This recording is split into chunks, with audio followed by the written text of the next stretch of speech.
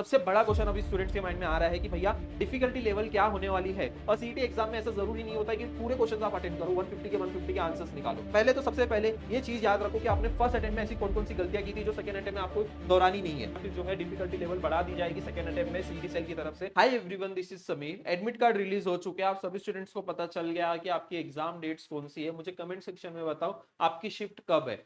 सबसे बड़ा क्वेश्चन अभी स्टूडेंट्स के माइंड में आ रहा है कि भैया डिफिकल्टी लेवल क्या होने वाली है। शिफ्ट वाइज स्ट्रेटजी में आपको बताने वाला हूं डिफिकल्टी लेवल क्या होने वाली है। फर्स्ट अटेम्प्ट का जैसा डिफिकल्टी लेवल था पेपर का, उसी के अकॉर्डिंग उसी के लेवल का एग्जाम होने वाला है, या फिर जो है डिफिकल्टी लेवल बढ़ा दी जाएगी सेकेंड अटेम्प्ट में सीईटी सेल की तरफ से।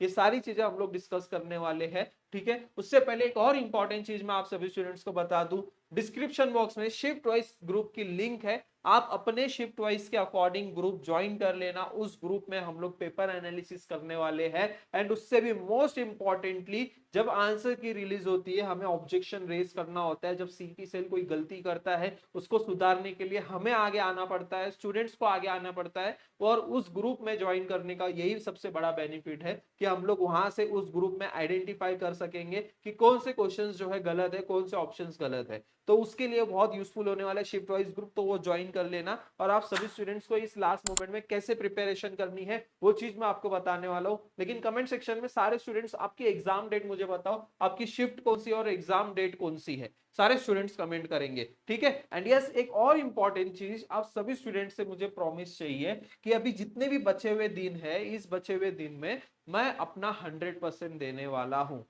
मैं अपना 100% देने वाला हूं। सारे स्टूडेंट्स कमेंट करो, चलो। I will give my 100% for this exam. ये एग्जाम में मैं अपना 100% दूंगा। फर्स्ट अटेम्प्ट में आपने 100% नहीं दिया, आप खुद से पूछो ये सवाल, आपने दिया नहीं दिया, क्योंकि आपने रिवीजन नहीं कंप्लीट किया, फुल लेंथ टेस्ट नहीं दिया, एनालिसिस नहीं किया, बहुत सारी चीजें इनकम्प्लीट रह गई थी। लेकिन ये गलती अभी आपको सेकेंड अटेम्प्ट में नहीं करना है।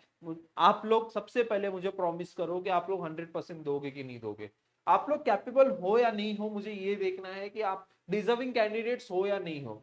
मेरे हिसाब से सारे स्टूडेंट्स डिजर्विंग है महाराष्ट्र के टॉप कॉलेज में जाने के लिए। और ये बचे हुए दिन में आप कर सकते हो। क्या क्या करना है सब कुछ बताऊंगा। ये ट्रैकर वगैरह डाउनलोड कर सकते हो। अगर आपको 15 शिफ्ट वाइज के पेपर्स चाहिए विद डिटेल सोल्यूशंस तो हमारे बूस्टर बैच में अवेलेबल है, जो कि सिर्फ 399 प्राइस में अवेलेबल है। पूरे यूट्यूब पे सबसे कम प्राइस में इतना सारा टेस्ट मटेरियल आपको मिल रहा है। 40+ full length test, chapter wise test और 15 शिफ्ट के पेपर्स और 2026 के भी क्वेश्चन है, सब कुछ अवेलेबल है टेस्ट सीरीज के बैच में। तो सबसे पहले मैं आप सभी स्टूडेंट्स को डिफिकल्टी लेवल की अगर मैं बात करूं तो डिफिकल्टी लेवल देखो, फर्स्ट अटेम्प्ट के जितने भी शिफ्ट कंडक्ट हुए सारे शिफ्ट को अगर हम लोग प्रॉपरली एनालिसिस करें तो वहां पे overall paper was easy to moderate, not moderate to difficult. Moderate to difficult भी नहीं था, इजी टू मॉडरेट ही था। और इस बार जो पेपर है वो कैसे आने वाला है, पेपर जो है वो मॉडरेट लेवल का ही होगा। जैसा फर्स्ट अटेम्प्ट आपका हुआ है वैसा ही देखो, सिलेबस सेम होगा, टॉपिक सेम होंगे, सेम टाइप के क्वेश्चंस होंगे। डिफिकल्टी लेवल आपकी उतनी इंक्रीज नहीं की जाएगी, मॉडरेट लेवल के ही क्वेश्चंस होंगे। और अगर आपने प्रिपरेशन अच्छे से की है, डिफिकल्टी लेवल में देखो ये कैसा होता है ना, डिफिकल्टी हर एक स्टूडेंट्स के लिए वेरी करती है। अगर मेरी कम प्रिपरेशन होगी ना तो मेरे को इजी और मॉडरेट पेपर भी बहुत डिफिकल्ट लगेगा। अगर मेरी प्रिपरेशन अच्छी हुई होगी तो मेरे को पेपर सब मॉडरेट ही लगेंगे। अगर मैंने 2025 के शिफ्ट वाइज के पेपर्स देखे होंगे या फिर 2026 के अभी जो फर्स्ट अटेम्प्ट के क्वेश्चंस है उसको सॉल्व किए होंगे तो डेफिनेटली मेरे लिए डिफिकल्टी लेवल पूरे पेपर की मॉडरेट लेवल की होने वाली है। तो paper is going to be moderate level. बिल्कुल डिफिकल्ट आएगा ऐसा बिल्कुल नहीं है। डिफिकल्ट आएगा भी तो 4 से 5 क्वेश्चन से ज्यादा डिफिकल्ट नहीं होता है। 4 से 5 क्वेश्चन, और डिफिकल्ट आया भी तो सबके लिए डिफिकल्ट होता है और सबके मार्क्स में वो अफेक्ट करता है। तो इसमें डिफिकल्ट आएगा तो भी कुछ नुकसान नहीं होने वाला है आप सभी स्टूडेंट्स का। 4 से 5 क्वेश्चन छोड़ दो। और सीईटी एग्जाम में ऐसा जरूरी नहीं होता है कि पूरे क्वेश्चन आप अटेम्प्ट करो, 150 के आंसर्स निकालो। अटेम्प्ट तो आपको पूरे क्वेश्चन करना ही है, नेगेटिव मार्किंग नहीं होती है। पूरा पेपर आपको सॉल्व करके आना है, लेकिन जरूरी नहीं है कि सारे क्वेश्चंस आपके एक्यूरेट आए, 150 के 150, 200 में से 200 आए, ये जरूरी नहीं होता। बिल्कुल आप कुछ चैप्टर स्किप कर सकते हो, कुछ क्वेश्चंस में आप तुक्का लगा सकते हो और 99 परसेंटाइल तब भी आ जाते हैं। क्या करना है देखो, अब पहले तो सबसे पहले ये चीज याद रखो कि आपने फर्स्ट अटेम्प्ट में ऐसी कौन कौन सी गलतियां की थी जो सेकेंड अटेम्प्ट में आपको दोहरानी नहीं है। तो फर्स्ट अटेम्प्ट की अगर मैं बात करूं तो आप लोग ने 2025 के शिफ्ट वाइज के पेपर सॉल्व नहीं किए, इसको इग्नोर कर दिए, जिस वजह से आपको 2026 का फर्स्ट अटेम्प्ट डिफिकल्ट गया। अगर आप ये पेपर देखोगे 2025 का पेपर मैं आपको दिखाऊं यहाँ पे देखो ये सीईटी का पेपर है, ठीक है, ये 2025 का 19 अप्रैल शिफ्ट 1 और शिफ्ट 2 के क्वेश्चंस है। ये देखो अगर आप यहाँ पे देखोगे ना, which of the following solid is isotropic, ये जो क्वेश्चंस अगर आप देखोगे ना, ये क्वेश्चन सब कुछ आपको सिमिलर सिमिलर ही क्वेश्चंस देखने को मिलेंगे। मतलब ये सीईटी के ही क्वेश्चंस है, ये शिफ्ट वाइज क्वेश्चंस के पीडीएफ मैंने आप सभी स्टूडेंट्स के लिए बनाए हैं। अगर आपने ये पीडीएफ से क्वेश्चंस को प्रैक्टिस करके गया, अगर प्रैक्टिस नहीं भी किया, सिर्फ क्वेश्चंस भी देख के गया ना, तो आपको बहुत आसानी से जो है समझ में आएगा, पेपर पैटर्न समझ में आ जाएगा। और 2026 में पूरे क्वेश्चंस, मैक्सिमम क्वेश्चंस जो है 2025 में से ही रिपीट हुए हैं। 2026 के भी क्वेश्चंस फ्री में अवेलेबल है, आप चाहो तो कंपेयर कर सकते हो। अगर आपने वो 15 शिफ्ट के पेपर्स और 2026 के क्वेश्चन सॉल्व कर लिया, गारंटी 100% गारंटी के साथ मैं बोल रहा हूँ, पेपर में आपके बहुत अच्छे मार्क्स आ सकते हैं। ये गलती मत करना, फुल लेंथ टेस्ट देना है, फुल लेंथ टेस्ट देना ही है देना, ठीक है, बिल्कुल भी इसको स्किप मत करना फुल लेंथ टेस्ट देने। इनकम्प्लीट रिवीजन, ये बहुत सारे स्टूडेंट्स का रिवीजन टाइम पे कंप्लीट नहीं हुआ था, और अभी आप जो है कंपेयर मत करो बाकी लोगों से कि उसका उतना हुआ है, मेरा बहुत कम हुआ है, उसका फर्स्ट अटेम्प्ट अच्छा गया है। अब ये लास्ट चांस है, खुद के ऊपर फोकस करना है, बस कंपेयर नहीं करते रहना और टाइम मैनेजमेंट के ऊपर फोकस करो। बैच 1 और बैच 2 के बारे में मैं आपको बताऊंगा। बैच 1 जो है 12 और 13 तारीख का जिसका एग्जाम है, और बैच 2 में जो 14 और 15 तारीख को एग्जाम है, उन दोनों के लिए अलग अलग क्या क्या स्ट्रेटेजी होगी, उतनी भी डिफरेंट स्ट्रेटेजी नहीं होने वाली, सिमिलर स्ट्रेटेजी होने वाली सारे स्टूडेंट्स के लिए। इसके बाद में पार्ट 2 में बाकी सारे शिफ्ट वाइज स्टूडेंट्स के लिए स्ट्रेटेजी बताऊंगा, उसमें आपको कैसे करना है, क्या करना है। अभी सबसे मोस्ट इंपॉर्टेंट मैंने आप सभी स्टूडेंट्स को बताया है, सबसे पहला जो है 2026 के सीईटी के क्वेश्चन सॉल्व कर लो, और 2025 के शिफ्ट वाइज के पेपर्स के पीडीएफ प्रिंट आउट निकालो, और वो सारे पीडीएफ को गो थ्रू करो। 15 शिफ्ट वाइज के पेपर्स को गो थ्रू करना, उतना टाइम नहीं लगेगा। आप डेली भी एक पेपर सॉल्व कर, 2 पेपर आप डेली भी देखोगे, बस आप देखो सॉल्यूशंस भी, ऐसे डिटेल सॉल्यूशंस भी अवेलेबल है। अब यहाँ पे ऐसे डिटेल सॉल्यूशंस भी दिए गए हैं, आप देखो कैसे सॉल्व होता है, क्या होता है। अगर आपका कोई टॉपिक वीक रह गया है, यहाँ से आप देख के सॉल्व भी कर सकते हो, जरूरी नहीं है कि आपको बिना देखे ही सॉल्व करना है, आपको बस देखना है, सॉल्व करना है, और आपको पूरा दिमाग में क्लिक भी हो जाएगा कि इसको कैसे स्टेप बाय स्टेप सॉल्व करना है। सोल्यूशन देख के आप वो सारी चीजें सीख भी सकते हो।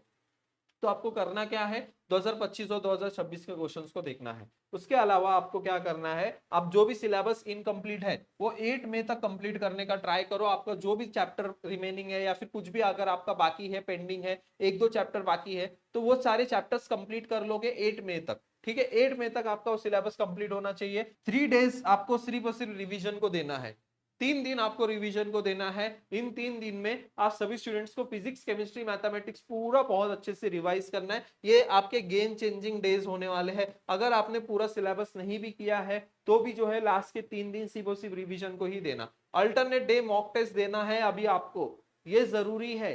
आपका जो भी स्कोर अभी आ रहा होगा ना, वही स्कोर 100% गारंटी के साथ मैं बोल रहा हूँ, वही स्कोर आपका सीईटी में भी आने वाला है। +5 -5 कर लो, उससे ज्यादा आपको चेंजेस नहीं मिलेगा।